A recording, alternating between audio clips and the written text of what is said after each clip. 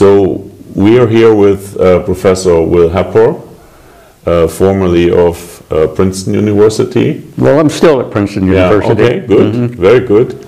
Also, they say in the internet, former Trump advisor. And we would like to a little bit hear about your work, your achievements, what you think about climate change, maybe also a little bit, maybe we could also talk a little bit about your time in the White House. So my first question would be, what is this all about with this climate change, and how do you even got to this topic of climate change? Because I understand that in your early years of your academic career, you were not doing climate research. No. Well, I can give you a brief history of how that happened. I got into it in a very circuitous way. I used to, when I was younger, work for the government, for the Department of Defense during the summers. And so in 1982, in the first years of Star Wars, I was at a classified summer study, and we were talking about the possibility of using high-power lasers to intercept attacking missiles, Russian missiles. And you know, we had pretty high-power lasers then. We had 5-megawatt lasers, but the problem was to get that power onto a missile that was, you know, 100 kilometers away in the air.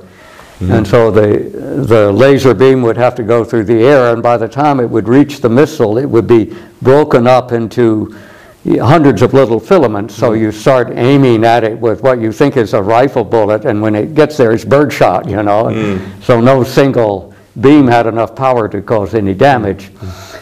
And this was due to the little patches of warm and cool air in the atmosphere. As the light would go through, the warm air would go a little faster, that part of the beam, and the cold air would go a little slower. So by the time it reached the target, it was very wrinkled and it wouldn't focus. And instead, it broke up into these filaments I mentioned, speckles they would call them.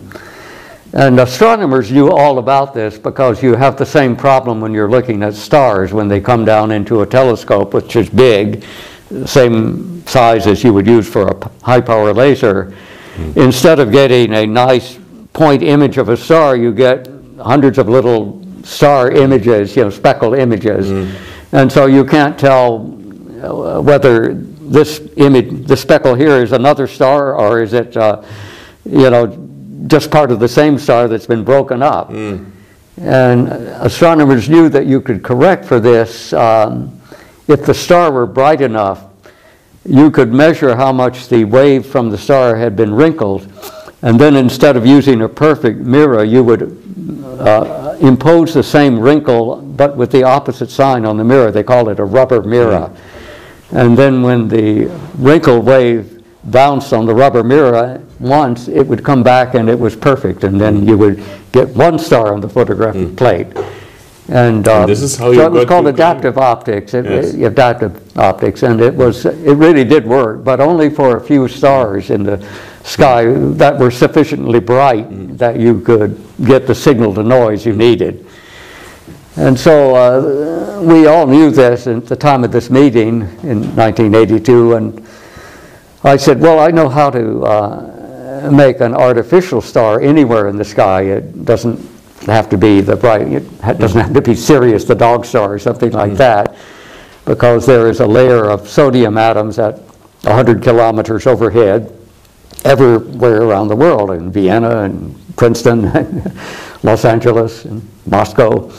And there's so many sodium atoms that if you were to shine a laser that's tuned to the sodium atom absorption, you could produce a very bright yellow star, just as bright as any other star in the sky, and you could use that, and you could point it wherever you like, including the direction of the missile that's attacking you.